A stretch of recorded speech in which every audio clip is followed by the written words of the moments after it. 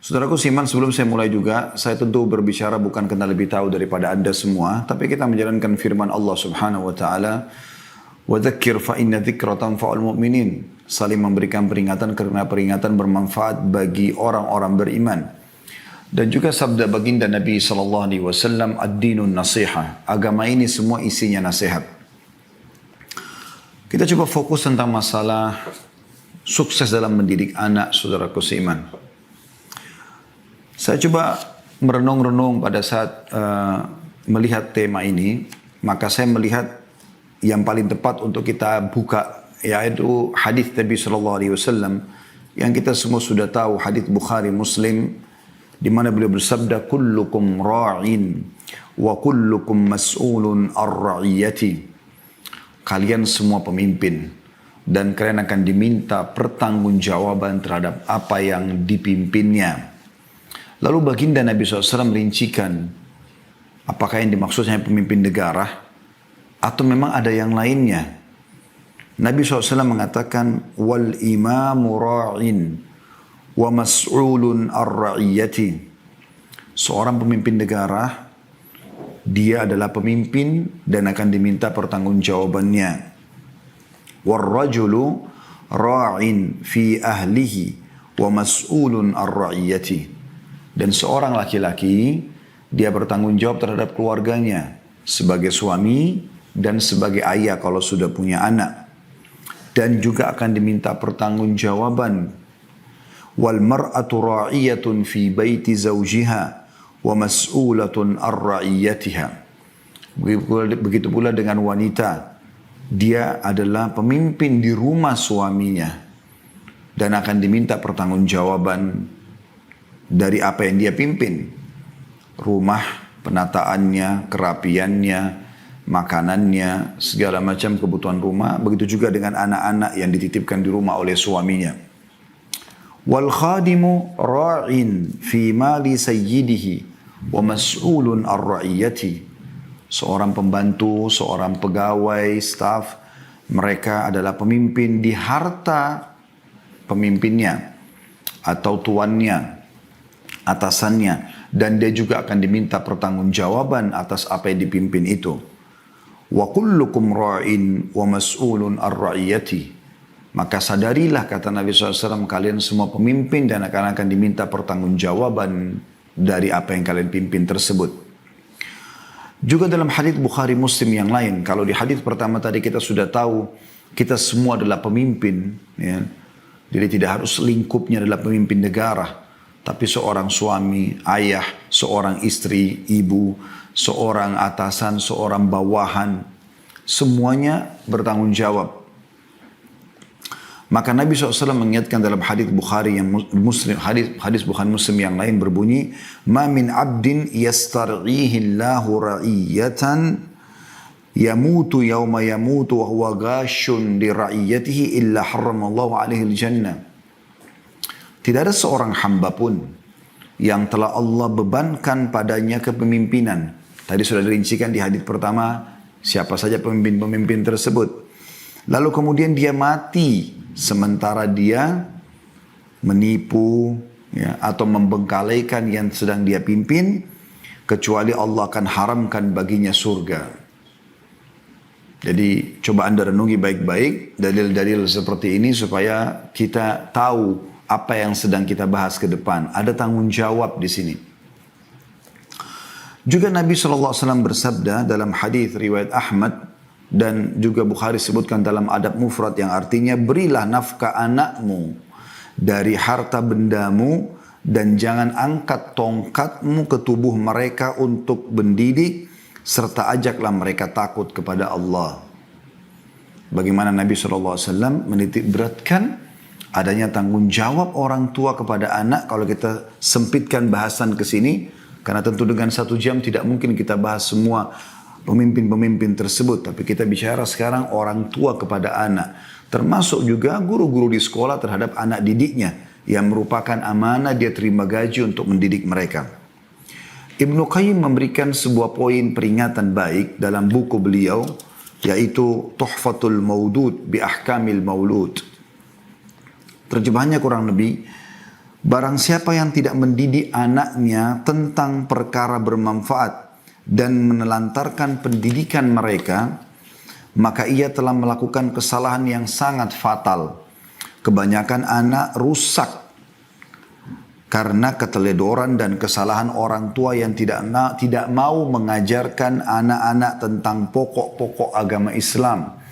Sehingga mereka hidup dengan penuh penyesalan dan siang-sia. Maksudnya si anak tadi, begitu juga dengan orang tuanya. Mereka menyesal dan akan sia-sia waktunya. Mereka tidak menjadi orang yang bermanfaat. Dan juga orang tuanya tidak mengambil manfaat dari mereka. Sebagian orang tua ada yang mencela anaknya atas sikap durhaka kepada orang tua. Maka anak bisa membalas mengatakan, wahai bapakku atau ibuku, engkau telah menyanyiakanku pada masa kecil, maka pada masa dewasa aku mendurhakaimu. Dan engkau menelantarkanku di masa kecil, maka aku menelantarkanmu ketika engkau menginjak masa tua. Ini kurang lebih teman-teman pembukaan daripada sukses dalam mendidik anak-anak. Sebelum jauh teman-teman kita masuk membahas masalah ini, tentu saya coba ringkaskan karena ini bahasanya cukup panjang.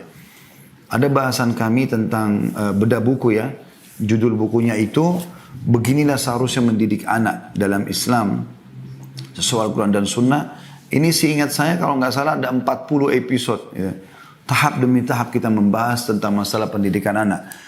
Namun karena waktu kita hanya sejam, saya coba padatkan ya. Semoga Allah SWT berkahi. Saya ingin menyinggung dulu tentang makna sukses teman-teman.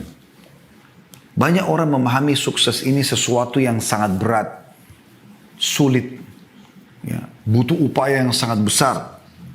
Padahal sebenarnya sukses itu selalu terjadi dalam keseharian kita. Anda harus merasakan kesuksesan itu di setiap lini kehidupan Anda. Walaupun itu adalah hal yang kecil.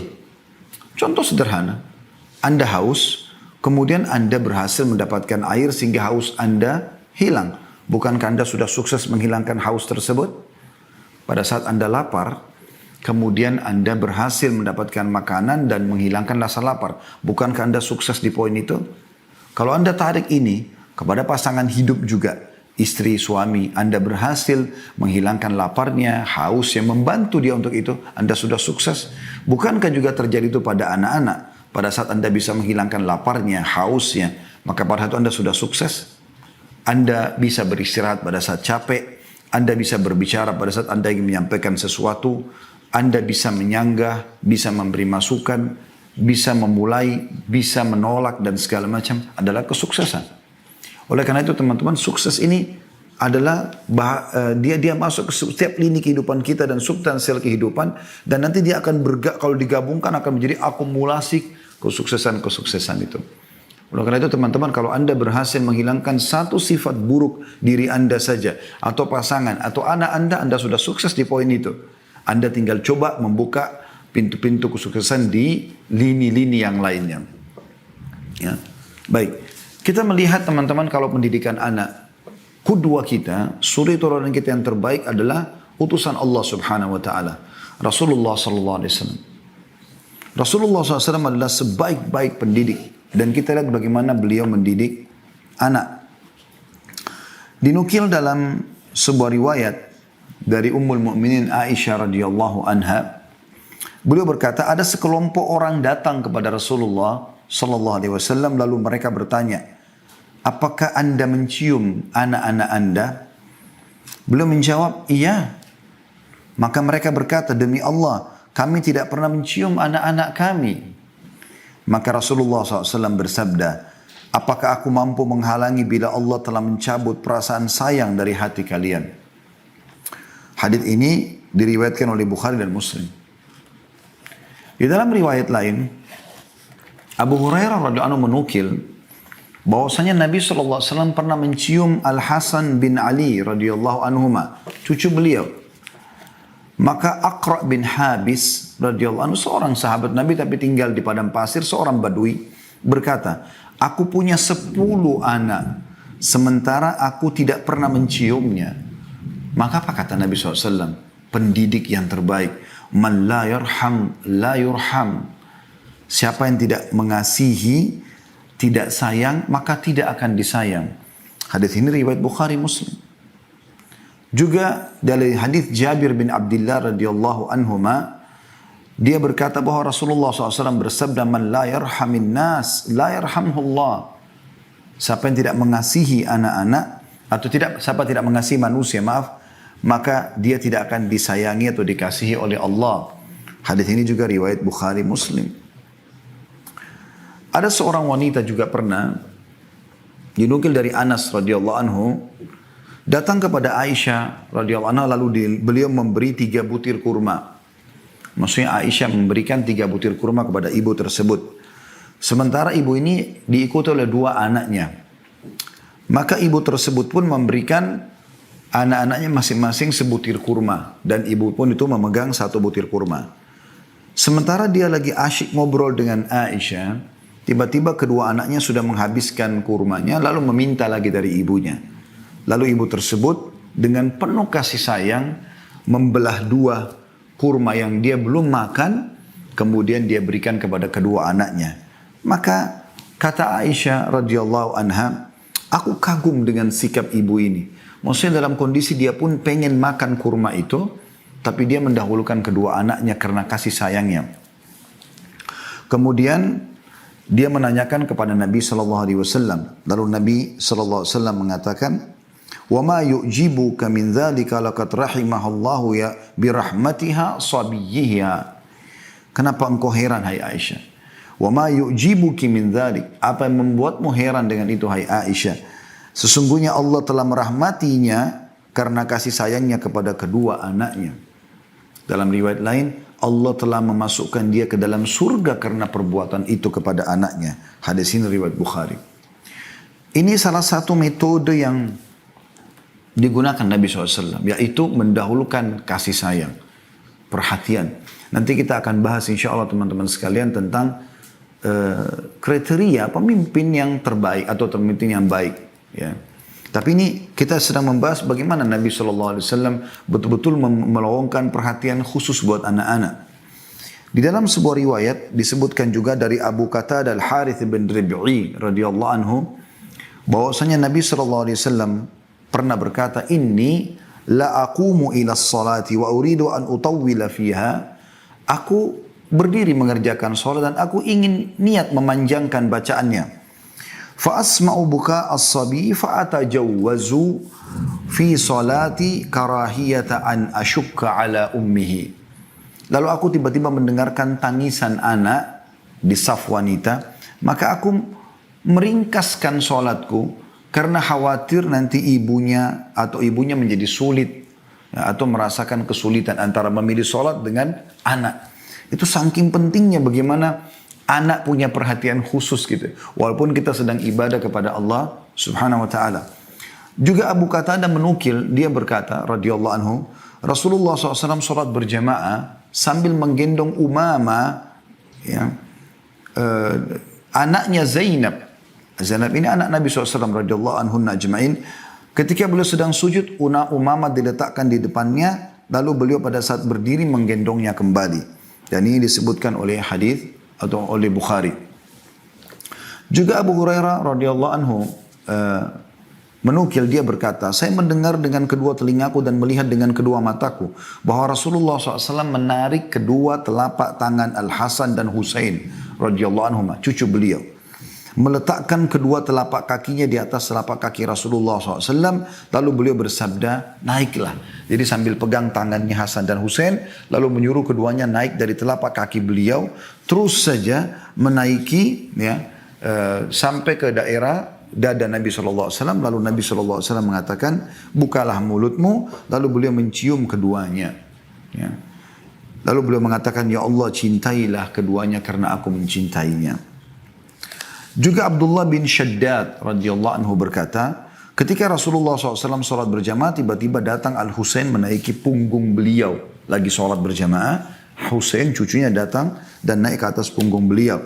Sementara beliau sedang sujud. Lalu beliau memanjangkan sujudnya hingga para jemaah mengira ya terjadi sesuatu.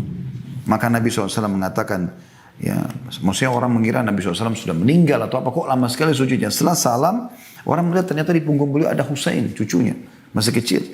Lalu apa kata Nabi SAW? Inna bni irtahalani fakarihtu an uajjilahu hatta yaqdiya hajatah. Sesungguhnya cucuku ini menaiki punggungku, maka aku tidak ingin memburu-burunya hingga dia menunaikan hajatnya. Hadis ini diriwayatkan oleh An-Nasai, Ahmad dan seterusnya. Atau banyak riwayat perawi-perawi yang lain.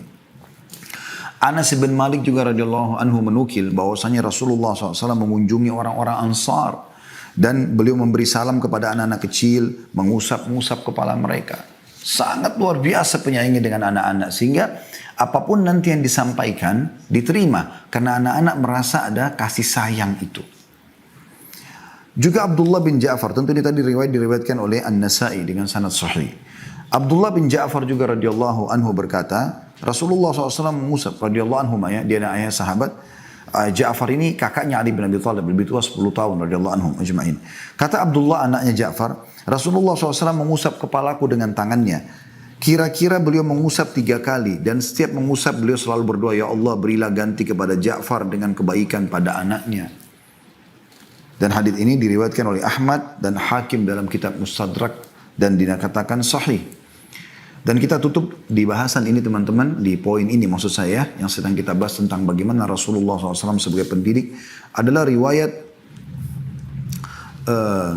Ibnu Asakir meriwayatkan dari Abdullah bin Ja'far juga radhiyallahu anhu, dia berkata, bila Rasulullah SAW datang dari pepergian, dari jihad, dari umrah, haji, beliau pada saat pulang, ya, beliau disambut oleh anak-anak kecil dari keluarganya. Selalu datang anak-anak di pintu-pintu gerbang Madinah. Pernah suatu ketika beliau datang dari bepergian dan aku adalah orang pertama yang menyambutnya, maka beliau memboncengku di depan beliau, maksudnya menggendong, ya, atau meletakkan di depan tunggangan beliau. Lalu salah satu dari kedua anak Fatimah Al-Hasan Husain datang, lalu Rasulullah SAW memboncengnya di belakang beliau hingga kami masuk Madinah bertiga dalam atau naik satu tunggangan. Hadis ini atau riwayat ini diriwayatkan Imam Muslim. Juga disebutkan mirip dengan riwayat ini bahwasanya Nabi SAW kalau datang dikerumuni oleh anak-anak kecil Madinah. Mereka datang, ya, kemudian mereka mengurumuni Nabi SAW. Lalu Nabi SAW menggendong dengan tangan kanan, ada yang dengan tangan kiri, ada yang bergelantungan di kaki Nabi SAW dan di punggung beliau SAW. Ya, saking disukainya sama anak-anak kecil. Kemudian beliau kalau sudah tidak mampu lagi mengangkat, masih ada anak-anak datang, beliau mengatakan kepada para sahabat, gendonglah mereka. Padahal beliau dalam keadaan kondisi letih datang dari safar. Bagaimana, ya, suri teladan kita Nabi SAW memulai mendidik anak dengan kasih sayang. Baik teman-teman sekalian, kita coba lebih dalam membahas masalah ini. Kita akan coba bahas kriteria pendidik teladan. Ini terjadi buat orang tua juga, buat tentunya teman-teman yang menjadi tenaga pengajar di sekolah, ya. Saya berharap Anda sebagai orang tua harus menyadari anak-anak tidak diberikan oleh Allah SWT kepada Anda, ya, kecuali memang sebagai amanah. Ingat itu. Dan Anda tidak punya pilihan sama sekali. Anda sebagai laki-laki hanya punya sperma, itu pun Allah yang ciptakan. Anda yang ciptakan sperma juga itu. Dan Anda perempuan hanya punya sel telur dan perut di tempat untuk menampung bayi tersebut. Kemudian lahirlah bayi tersebut. Kita bahkan tidak bisa pilih laki-laki atau perempuan. Kita tidak bisa memilih bagaimana alisnya, matanya, hidungnya, bibirnya. Kita tidak bisa milih semua. Tidak bisa ada yang kita pilih sama sekali. Maka ini teman-teman sekalian, sebuah pelajaran penting. Ternyata ini bukan milik kita. Allah SWT amanahkan. Ya. Maka ada sebuah tanggung jawab di situ. Dan ada sebuah peluang pahala besar di situ. Begitu juga Anda sebagai guru di sekolah. Teman-teman sekalian, lupakan masalah gaji. Coba nikmati pekerjaan. Apa yang sedang kita kerjakan. Saya juga kebetulan lama menjadi guru. Baik itu di pesantren ataupun di universitas menjadi dosen. Dan saya melihat tidak ada cara yang paling efektif untuk bisa memberikan informasi yang tepat kepada anak didik kita. Kecuali dengan kita menikmati pekerjaan tersebut. Kita ikhlas. Saya pribadi menjadikan mereka adalah aset-aset amal jariah saya.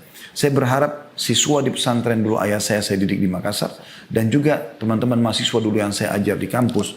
Saya berharap mereka tidak keluar kecuali mereka akan menjadi amal jariah buat saya. Saya berusaha menukil itu dan saya tidak pernah pikirkan masalah gaji yang saya terima. Karena itu pasti akan datang.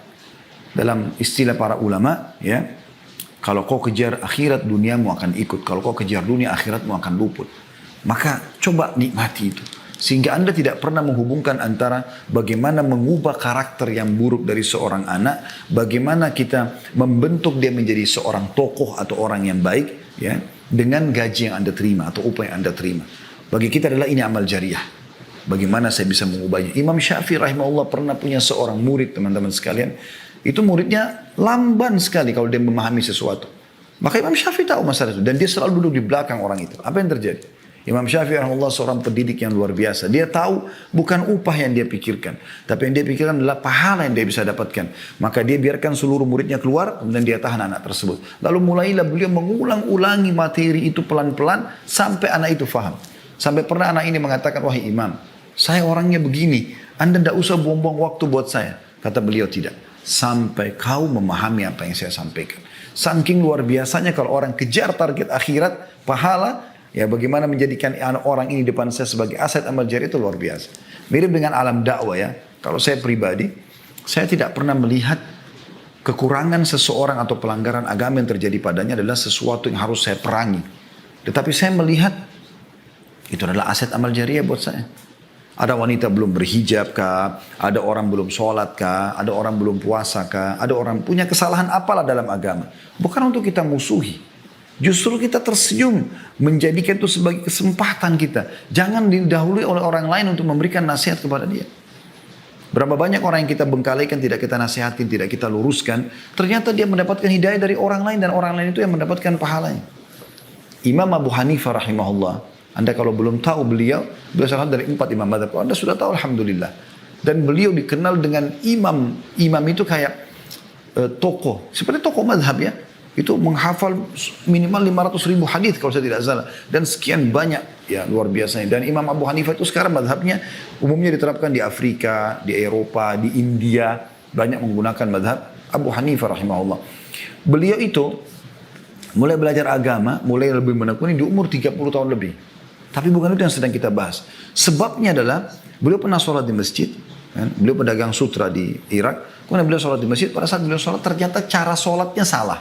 Dan ditegur oleh orang di sebelahnya. Maaf tadi sholat anda salah, yang benar tuh begini. Misal begitu saja. Maka Abu Hanifah mengatakan saya pun malu.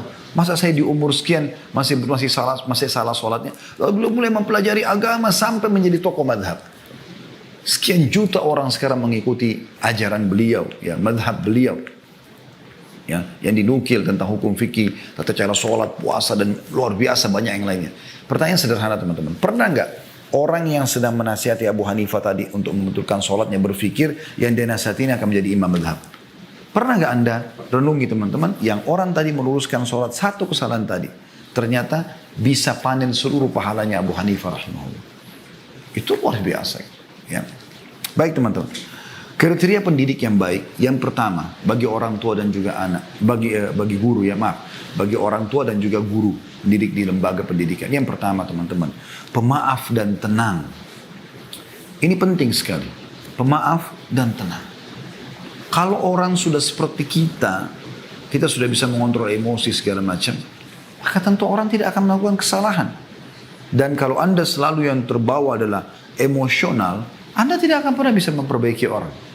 Perhatikan apa yang Allah sebutkan tentang masalah pemaaf ini. Allah sebutkan dalam surah Al-Imran. Surah nomor 3 ayat 134. Kalau anda yang sedang mengikuti acara kita ini bisa membuka aplikasi Al-Quran di handphone, coba dilihat ya. Al-Imran surah nomor 3 ayat 134. Allah subhanahu wa ta'ala berfirman, A'udzubillahi minasyaitonirrajim. Wal qadhiminal ghaidha wal 'afina 'anil nas. Wallahu yuhibbul muhsinin. Ini tentu potongan ayat ya. Potongan ayat Al-Imran 134. Yang bunyinya, dan orang-orang yang menahan amarahnya. Qadhiminal ghaidh, kata ulama, ya adalah orang yang marah dalam kondisi dia punya power, dia dalam kondisi benar, dia marah, dia bisa lampiaskan. Tapi dia qadhim artinya dia menahannya. Justru pada saat itu, wal qadhiminal ghaidh, Allah malah memuji mereka. Lalu Allah mengatakan wal afina 'anil nas, orang yang suka memaafkan orang lain. Maafkan. Mereka masih jahil. Kalau mereka sudah tahu seperti kita, maka tentu saja mereka tidak akan lakukan. Maafkan mereka. Jadikan mereka tadi saya bilang aset amal jariah anda. Wallahu yuhibbul muhsinin, dan Allah suka orang-orang yang berbuat kebaikan. Maksudnya siapa? Tadi orang yang menahan emosinya, padahal dia bisa melampiaskan karena dia seorang guru, dia orang tua, dia bisa main pukul, main segala macam hukum, tapi tidak. Dia dahulukan sifat kasih sayangnya, pemaafnya. Dalam ayat yang lain, Allah SWT memerintahkan dalam surah Al-A'raf ayat 199. Al-A'raf 199 yang berbunyi, A'udzubillahi minasyaitonir rajim, khudil afwa wa'mur bil 'urfi wa'arid 'anil jahilin. Peganglah sikap memaafkan. Pelongkan. Tapi dia jahat Ustaz. Iya. Tapi kan dia bodoh Ustaz. Iya. Kita juga tahu. Semua juga orang tahu. Tapi agama Anda, Allah Tuhan Anda mengajarkan Anda apa? Allah mengatakan khudil afwa. Peganglah sikap memaaf itu. Begitu ada masalah, maafin. Ya. Dan suruh orang mengerjakan yang ma'ruf. Ajarkan mereka supaya mereka tidak salah lagi. Dan berpalinglah dari orang-orang jahil. Maksudnya jangan jadikan mereka sebagai teman, tapi luruskan kesalahan. Juga dalam surah Al-Hijr ayat 85, ya, Allah Subhanahu wa taala berfirman, A'udzubillahi minasyaitonir rajim, fasfahis safhal jamil. Maafkanlah mereka dengan pemaafan yang baik. Awet muda berhasil akan mendidik. Itu luar biasa. Mendidik. Saya dapat kisah tentang Syekh Sudais, Abdurrahman Sudais, Imam Masjid Haram. Sekarang sudah 60 tahun lebih umurnya. Hafizahullah, beliau hafal Quran. Kalau baca Quran, siapa yang tidak suka suaranya? Saya pernah ke hutan Afrika, hutan di Irian ya. Itu saya dengar masjid, di sana itu ada melantunkan tilawahnya Syekh Sudais. Saya sampai berpikir, kalau Syekh Sudais tahu suaranya sampai di hutan-hutan Irian ditilawahkan, mungkin beliau menangis. Luar biasa gitu. Salah satu kisah pernah dinukil oleh seseorang mewawancarai beliau sambil bertanya, apa kata kunci suksesnya Anda ini? Apa kata beliau? Dulu waktu saya kecil kalau saya nakal, ya, maka ibu saya mengatakan, pergilah ke Masjid Haram, semoga kau jadi imam haram. Ibunya lagi marah, bukan malah marah, tapi dia malah mendoakan kebaikan. Dia mengatakan, pergilah ke Masjid Haram. Artinya, sekarang ke Masjid Haram terserah mau buat apa di Masjid Haram. Kalau sholat ikut sholat, ada ulama ikuti halakanya, tapi secara umum pergilah ke Masjid Haram. Semoga kau jadi imam haram. Selalu itu yang dinukil. Sambil tersenyum beliau mengatakan, itulah rahasia saya bisa menjadi imam. Banyak orang jadi imam Masjid Haram, tapi siapa yang dikenal? Pilihan dihitung jari, termasuk beliau. Hafizahullah. Baik teman-teman sekalian, tentu ini bahasannya panjang. Saya langsung masuk ke sifat yang kedua. Yaitu tadi pemaaf. Yang kedua adalah lemah lembut dan menjauhi sifat kasar. Bedakan antara tegas sama kasar. Beda ya. Tegas itu lakukan ini, jangan lakukan ini, itu tegas. Boleh tegas. Rasulullah SAW tegas di beberapa hal. Kalau memang itu sudah sampai pada pelanggaran agama misalnya. Tapi bukan keras. Keras itu mata melotot, tangan melayang, kaki menendang. Mulutnya kotor mengucapkan kata-kata yang luar biasa. Perhatikan bagaimana Aisyah menukil kisah atau riwayat bahwasanya baginda Nabi SAW bersabda, Inna allaha rafiqun yuhibbur rifqa. Allah itu lemah lembut, maha lemah lembut. Dan dia mencintai kelemah lembutan itu. Wa yu'ti 'alal rifqi ma la yu'ti 'alal 'unf. Dan dia memberi karena sikap lemah lembut sesuatu yang tidak diberikan kepada sikap yang keras. Artinya efek hasilnya beda. Lemah lembut dengan keras. Wa ma la yu'ti 'ala ma siwah. Dan juga segala sesuatu yang tidak diberikan kepada selainnya. Maksudnya selain lemah lembut. Apapun metode selain lemah lembut, maka akan efeknya beda dengan lemah lembut. Ya. Dan ini diriwayatkan, sudah disebutkan tadi oleh Bukhari. Ya. Atau dinukil sebelumnya ya. Kemudian Aisyah berkata juga, Nabi SAW bersabda, Idza arada Allah bi ahli bait, idza arada Allah bi ahli baitin khairan adkhala alaihim rifqa. Ketahuilah, jika Allah menghendaki kebaikan pada satu keluarga, maka Allah akan memasukkan kepada mereka sikap lemah lembut. Hadis ini riwayat Ahmad, Bukhari, dan juga Al-Baihaqi. Jadi kalau di rumah Anda ada lemah lembut, tutur kata yang santun, suami pada istri, istri pada suami, orang tua pada anak, anak pada orang tua, berarti Allah sedang menginginkan kebaikan buat rumah tangga Anda. Ini luar biasa. Begitu juga dengan lembaga pendidikan tentunya. Ya. Kemudian dalam hadis yang lain kata Nabi SAW, Inna Allah rafiqun yuhibbur rifqa fil amri kullih. Allah itu maha lemah lembut dan dia mencintai kelemah lembutan dalam segala urusan. Ya, kalau anda tadi mengatakan, mungkin nggak kita pilih-pilih. Kata Nabi SAW, segala urusan. Kelemah lembutannya. Ini diriwayatkan juga sama oleh Imam Ahmad tentunya. Juga Ummul Mukminin radhiyallahu anha menukil bahwasanya Rasulullah SAW bersabda, ini maksudnya Aisyah Ummul Mukminin radhiyallahu anha, "Alaikum birrifqi inna rifqa la yakunu fi syai'in illa zanah wa la yunza'u min syai'in illa syanah." Bersikap lemah lembutlah, sungguhnya tidaklah kelembutan terdapat pada sesuatu kecuali akan membuatnya indah, dan tidaklah dicabut dari segala sesuatu kecuali akan merusaknya. Diriwayatkan oleh Muslim. Ya.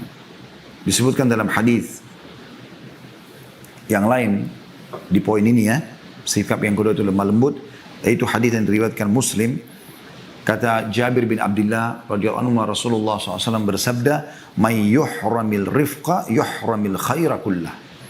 Siapa yang telah terharamkan ya, memiliki sifat kelemah lembutan, dia memang tidak ada dalam dirinya, semuanya melotot, semuanya kasar, semuanya emosional, maka dia telah diharamkan atau terharamkan dari seluruh kebaikan. Sifat yang ketiga, ya, yaitu penyayang. Ya. Penyayang ini artinya selalu ingin mendahulukan orang lain. Tadi kan lemah lembut ya. Penyayang. Dinukil dari Imam Bazzar meriwayatkan dari Ibnu Umar radhiyallahu anhu bahwasanya Rasulullah SAW bersabda, sungguhnya Allah tidak menyayangi orang yang tidak sayang kepada anaknya. Sesungguhnya Allah tidak menyayangi orang yang tidak sayang pada anaknya. Anak kandungnya, anak tirinya, anak didiknya. Demi zat yang jiwaku ada di tangannya, tidak akan masuk surga kecuali orang yang penyayang. Kami berkata, wahai Rasulullah, kami semua adalah orang-orang yang penyayang. Maka beliau SAW bersabda, seorang penyayang bukanlah yang menyayangi temannya semata, tapi menyayangi seluruh umat manusia. Jadi kalau anda maksudkan sayang hanya pada orang-orang tertentu yang anda hormati, maka berarti belum. Yang dimaksud di sini adalah yang menyayangi semua manusia, apalagi anak, apalagi pasangan, apalagi orang tua. Ya. Dan ini dinukil dari Abu Ya'la di dalam buku beliau. Baik, tentu di sini teman-teman sekalian cukup banyak dalil-dalilnya, tapi saya cukupkan. Kemudian yang keempat, ketakwaan. Ya, ketakwaan. Artinya kepatuhan kepada Allah Subhanahu wa Ta'ala. Ini termasuk penting. Bagaimana kita kalau mau anak kita menjadi orang yang saleh dan saleha, anak didik kita menjadi begitu, kita harus lebih dulu takwa. Takwa ini maksudnya tunduk dan patuh kepada Allah. Dan ini perintahnya cukup banyak dari dalam Al-Quran. Di antaranya adalah firman Allah Subhanahu wa Ta'ala dalam surah Al-Imran 102. A'udzu billahi minasyaitonir rajim, ya ayyuhalladzina amanu taqullaha haqqa tuqatih. Al-ayat. Hai orang beriman, bertakwalah kepada Allah dengan sebenar-benar takwa, patuh. Gitu. Juga dalam surah At-Talaq, ayat yang sudah masyhur, ayat 2 sampai ayat 3. A'udzu billahi minasyaitonir rajim, wa may yattaqillaha yaj'al lahu makhraja. Siapa yang bertakwa kepada Allah, Allah akan memberikan solusi dari permasalahan hidupnya. Wa yarzuqhu min haitsu la yahtasib, dan akan memberikan rezeki kepadanya dari tempat tidak disangka-sangka, ya. Jadi bagaimana kita bertakwa kepada Allah Subhanahu wa Ta'ala, maka akan ada efek kepada anak-anak tersebut. Kita kalau bertakwa ini kayak mengerjakan perintah-perintah, meninggalkan larangan, anak-anak melihat maka mereka akan mencontohi masalah itu. Ibnu Abbas berkata radhiyallahu anhuma, taatilah perintah Allah, hindarkanlah diri kalian dari perbuatan maksiat, maka dan perintahkanlah anak-anak kalian untuk berzikir, niscaya kalian akan diselamatkan Allah dari neraka. Mujahid berkata, bertakwalah kamu kepada Allah dan berwasiatlah kepada anakmu dan keluargamu agar bertakwa kepada Allah. Ini seorang tokoh tabi'in. Qatadah juga berkata, hendaklah engkau memerintahkan mereka berbuat ketaatan, melarang dari perbuatan maksiat dan menegakkan agama. Hendaklah kamu menyuruh dan membantu mereka berbuat ketaatan dan engkau jauhkan mereka dari perbuatan kemaksiatan. Sayang sekali betapa banyak sekarang orang tua justru menjerumuskan anaknya pada kemaksiatan. Dari kecil yang ditanamkan itu adalah musik-musik, yang diadakan adalah artis-artis yang non-muslim, yang kecil ditanamkan tentang kisah-kisah kartun yang khayalan, yang isinya berantem, ya. Ini sering saya bahasakan di pengajian, kalau teman-teman yang sudah pernah dengar tidak asing itu. Kalau yang belum dengar tentu mungkin agak kaget mungkin ya, tapi Anda coba renungi. Contoh kartun-kartun yang kita biasa suruh anak kita nonton atau biarkan nonton Tom and Jerry misalnya. Apa isinya? 20 menit atau setengah jam isinya adalah berantem antara kucing sama tikus. Apa yang terjadi kira-kira dalam kejiwaan anak kita pada saat mereka selesai nonton? Kalau Anda dudukkan dua adik kakak nonton kartun Tom and Jerry, setengah jam kemudian Anda tutup, Anda matikan, lihat apa yang terjadi. Mustahil mereka tidak berantem. Dan yang lebih bahaya lagi di situ, dinukil banyak sekali hal-hal yang berbahaya. Jatuh dari tangga, yang kena strom, yang ini seakan-akan tidak mati. Masih bisa lari-larian kejaran setelah itu. Kenapa Ustaz bisa tahu? Saya kan waktu kecil tahu, nonton kan. Dan saya, subhanallah, setelah belajar saya melihat, oh ini tidak boleh. Gitu kan. Khayalan. Berapa banyak kita selalu sibuk anak kita untuk menjadi tokoh-tokoh fiktif. Ya, ada Spiderman, ada Superman. Tidak ada orang-orang yang tidak ada. Tapi itu dilahirkan di khayalan anak-anak kita. Waktu dirilis film Spiderman pertama di Amerika, banyak sekali kisah kan, anak-anak diberikan orang tuanya baju, hanya ada yang jatuh dari apartemen, tapi nggak dinukil di berita karena takut nanti film ini nggak laku. Gitu. Anda coba telusuri itu. Karena memang dibuat khayalan, jaring keluar dari tangan segala macam, padahal tidak ada. Kan tapi bagus filmnya Ustaz, memang bagus. Kalau nggak bagus nggak akan laku. Tapi Anda bicara masalah pendidikan. Berapa banyak orang tua tidak menyadari masalah itu. Tidak ada ketakwaannya. Tidak menanamkan hal yang haram. Dia nonton film-film barat, film-film action yang banyak mungkin ada ciuman, ada perempuan tidak pakai hijab, anak-anaknya duduk di sebelahnya sambil nonton. Anda jangan pikir anak-anak kalau sedang bermain tidak memperhatikan ya. Mereka sangat jeli, bahkan lebih jeli daripada kita. Saya pernah berbicara dengan istri di rumah. Kemudian setelah itu subhanallah anak ini diam. Setelah itu dia bicara, datang kepada seorang tamu di rumah, lalu dia ceritakan. Kalau ada cerita begini loh, padahal itu cerita. Dia pada saat itu diam. Ternyata dia sedang mencerna apa yang sedang kita sampaikan. Maka bertakwa kepada Allah SWT. Anda kalau lihat cuplikan ciuman di film, bagi Anda dewasa itu sudah maksiat kepada Allah, itu dosa, nggak boleh. Tapi sekarang kalau Anda lakukan, mungkin Anda dewasa, Anda minimal Anda akan mengatakan, oh itu cara orang barat. Maksimalnya Anda terpengaruh untuk melakukan juga perbuatan kemaksiatan yang sama kan. Tontonannya akan menarik kan gitu. Tapi anak-anak Anda apa yang terjadi? Oh ternyata kalau saya sudah dewasa saya harus begitu. Saya harus punya pasangan, saya harus punya begini dan begitu. Saya pernah bertamu di rumah salah satu kerabat. Kemudian ada tamu datang, kami duduk begitu.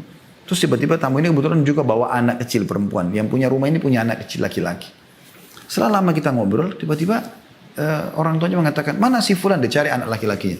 Kemudian dia berdiri, dia masuk ke dalam kamar, ditemukan anaknya laki-laki sedang di atas ranjang dia, menutup selimut dan anak tamu tadi yang perempuan itu ada di bawahnya yang sedang ditimpa oleh dia. Kira-kira dari mana anak ini menangkap? Oh, anak itu umurnya 3 tahun pada saat itu. Karena dia menyaksikan orang tuanya. Bertakwa kepada Allah Subhanahu wa taala. Harus hati-hati dengan masalah seperti ini, teman-teman sekalian. Yang kelima, yang ciri yang baik adalah berdoa yang baik buat anak-anak. Ini penting sekali teman-teman sekalian. Tadi sudah contoh salah satunya Syekh Sudes tadi ya. Bagaimana ibunya pada saat marah pun justru mendoakan yang baik. Pergilah ke Masjid Haram, semoga kau jadi imam haram. Dikabulkan oleh Allah SWT. Teman-teman, coba sekarang hindarkan kalimat negatif. Kamu nakal, sok tahu, kamu ini bodoh, atau apalah. Mungkin tidak asing bagi para pendidik dan juga para. Ini tidak baik sama sekali. Apa hasilnya? Apa yang Anda harapkan dari kalimat itu? Yang ada, dia makin merasa, oh iya saya bodoh, oh iya ya saya begini, oh iya ya saya begitu. Kan begitu, tidak mendidik sama sekali. Apanya? Kenapa nggak doakan kebaikan? Semoga Allah berikan kau hidayah. Semoga Allah berikan kau pemahaman. Semoga kau berubah. Semoga kau menjadi tokoh masyarakat. Semoga kau menjadi hafidh Quran. Semoga, kenapa nggak doa itu? Doa yang baik teman-teman sekalian. Karena doa ini mustajab, kita tidak tahu. Ya. Di dalam sebuah hadis, renungi baik-baik hadis ini teman-teman sekalian. Sabda Nabi SAW, La tad'u ala anfusikum, wa la tad'u ala auladikum, wa la tad'u ala amwalikum, la tuwafiku minallahi sa'atan yus'alu fiha ata'an, fayastajibu lakum. Janganlah kalian mendoakan keburukan terhadap diri kalian. Misal Anda lihat di cermin, kok saya jelek ya? Padahal ini ciptaan Allah. Anda cantik, Anda gagah. Walaupun Anda melihat itu jelek, itu ciptaan Allah Subhanahu wa taala. Kita cuma menunggangi badan ini kok. Ya kan? Jangan doakan keburukan.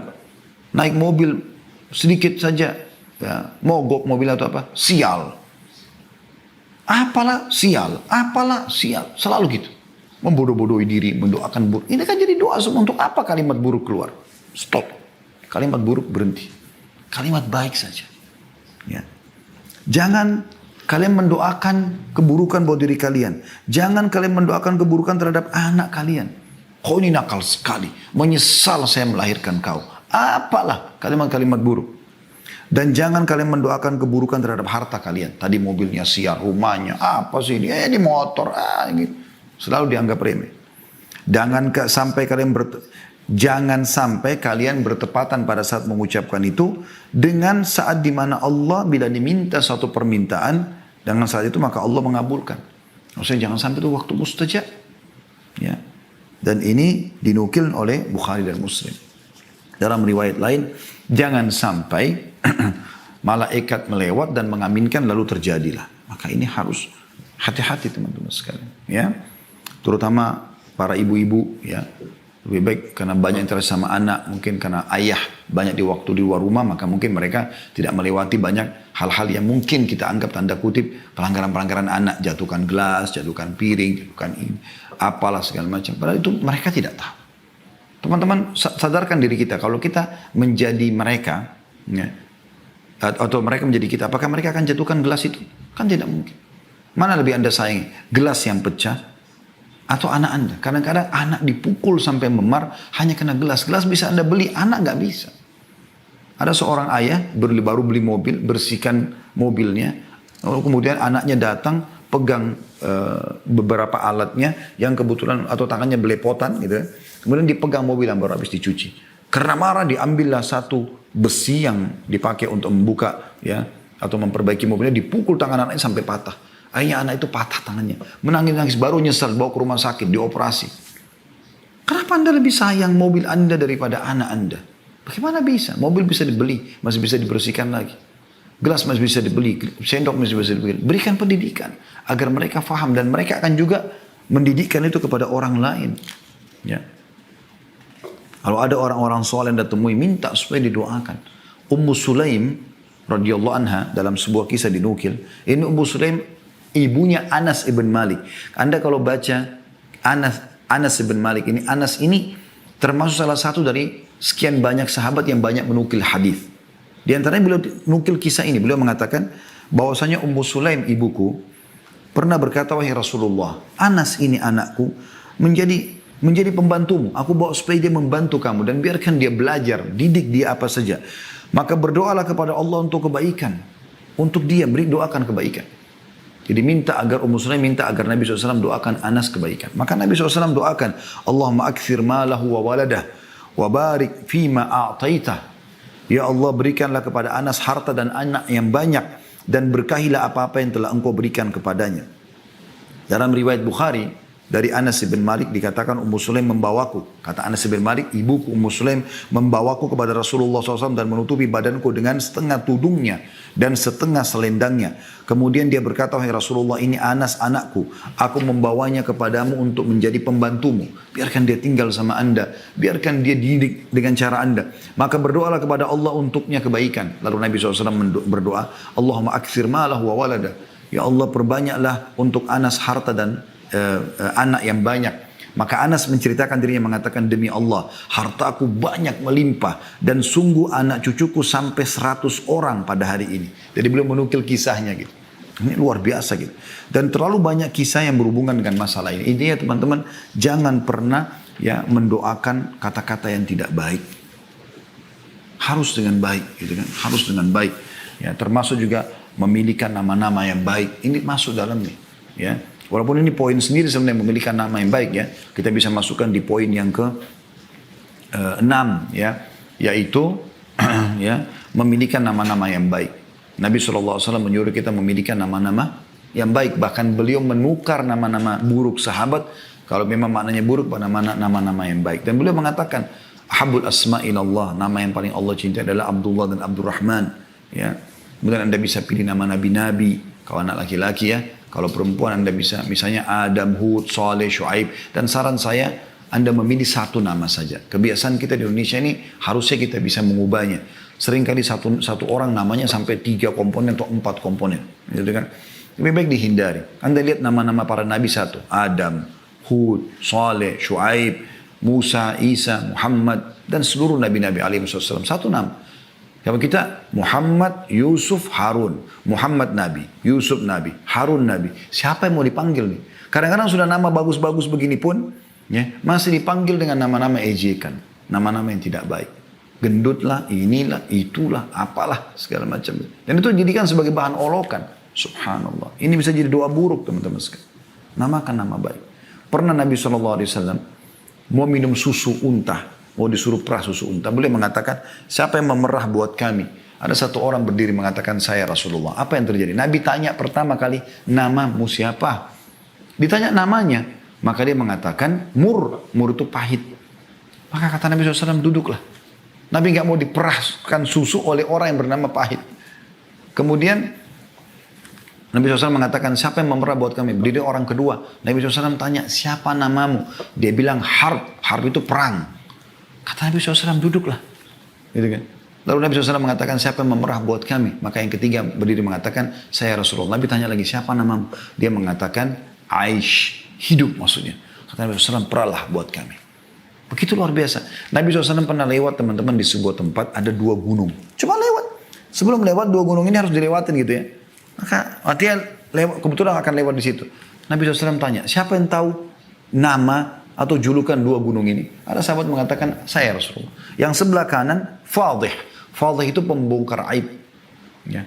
Yang sebelah kiri, Mukhzi. Mukhzi itu penghina.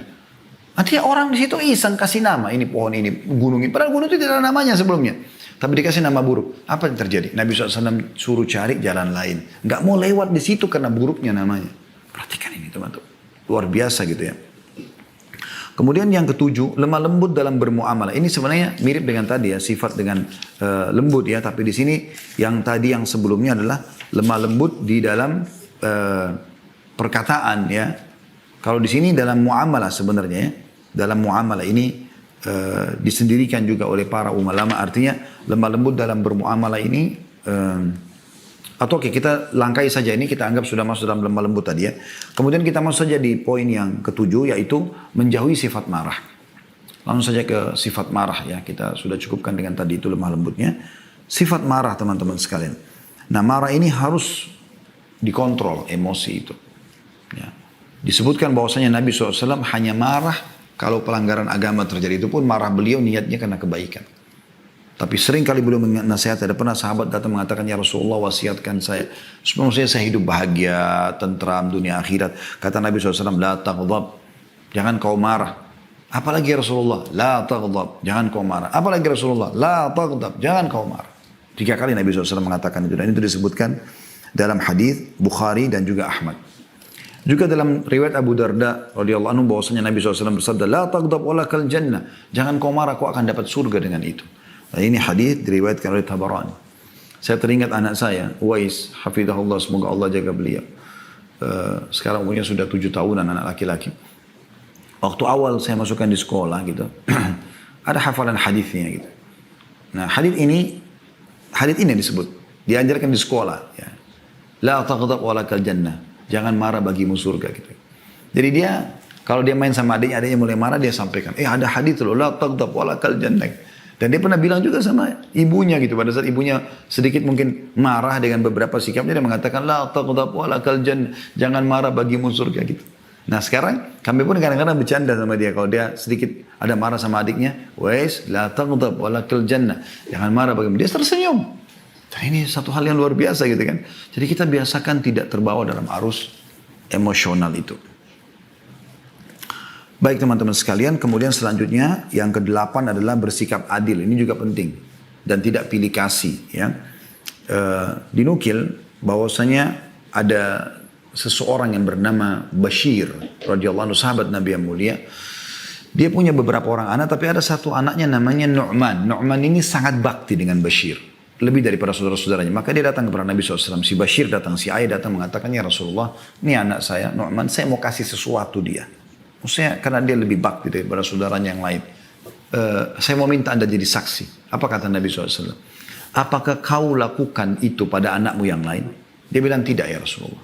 Kata Nabi SAW, kalau gitu saya nggak mau jadi saksi. Lalu Nabi balik bertanya kepada Bashir, mau nggak kau anak-anakmu berbakti secara rata, sama semua? Dari yang pertama sampai yang paling bungsu, semuanya sama. Laki-laki perempuan sama baktinya dengan kau. Atau kepadamu, kata Bashir, iya ya Rasulullah. Kata Nabi SAW, kalau gitu adillah dalam pemberian kepada mereka. Bermuamalah pun begitu. Hati-hati teman-teman.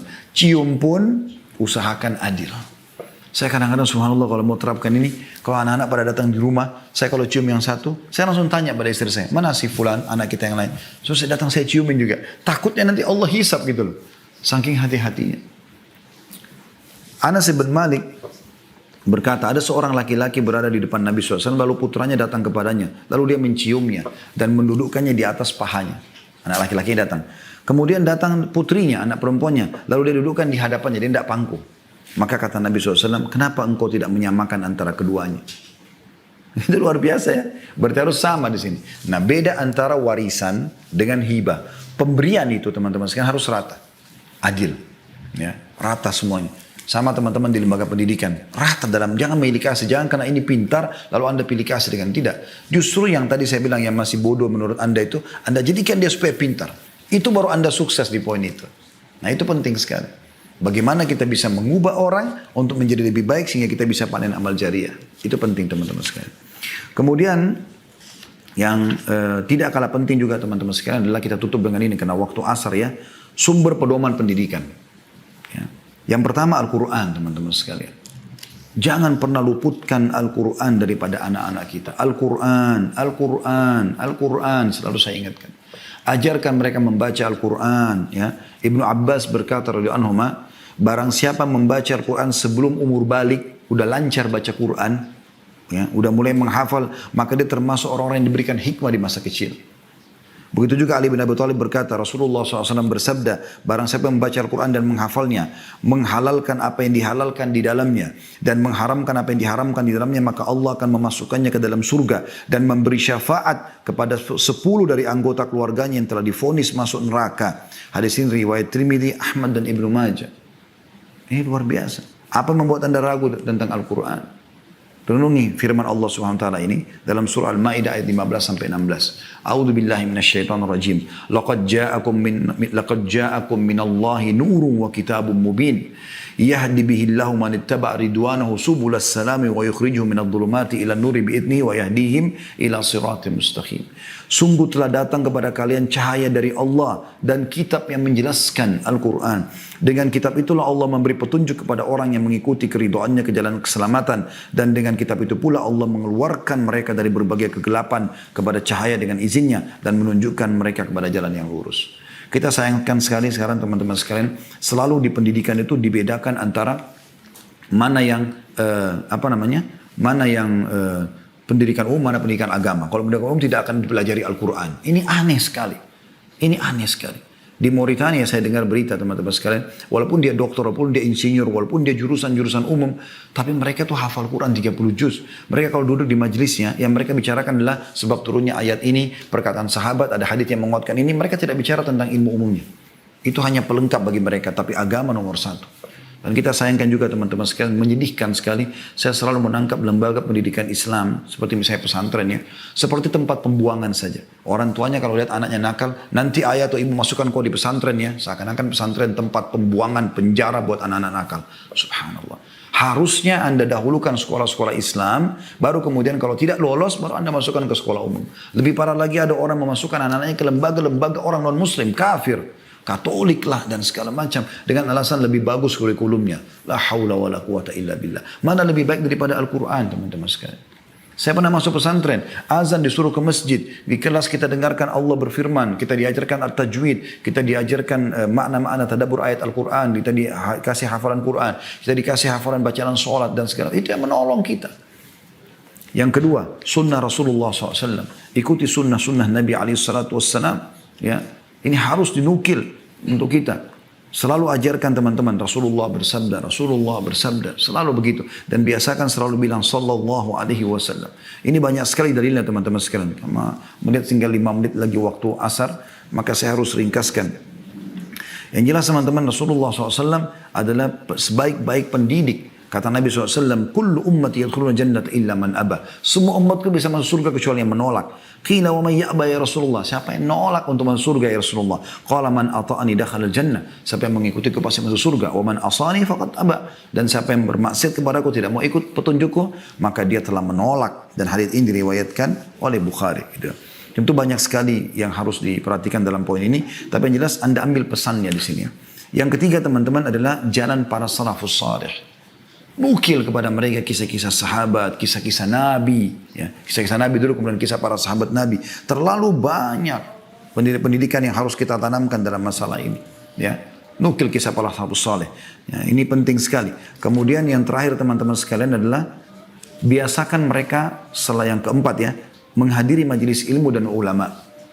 Selalu begitu. Imam Ahmad terbentuk menjadi pribadi yang luar biasa, itu dikarenakan ibunya luar biasa. Selalu menyuruh hadir di ulama sini, ulama itu, ulama ini. Dan akhirnya menjadi ulama adab. Berapa banyak dipanen oleh ibunya, gitu kan.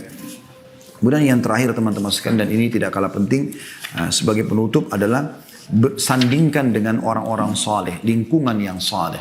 Anda sebagai orang tua punya hak untuk bisa melatih mereka atau membentuk mereka untuk berteman dengan siapa. Ya, lembaga pendidikannya, teman-teman bergaulnya, tempat mereka kumpul, maka itu harusnya orang-orang saleh. Dan itu Anda bisa temukan di masjid tentunya, di majlis-majlis ilmu, bukan di tempat lain. Allahu a'lam.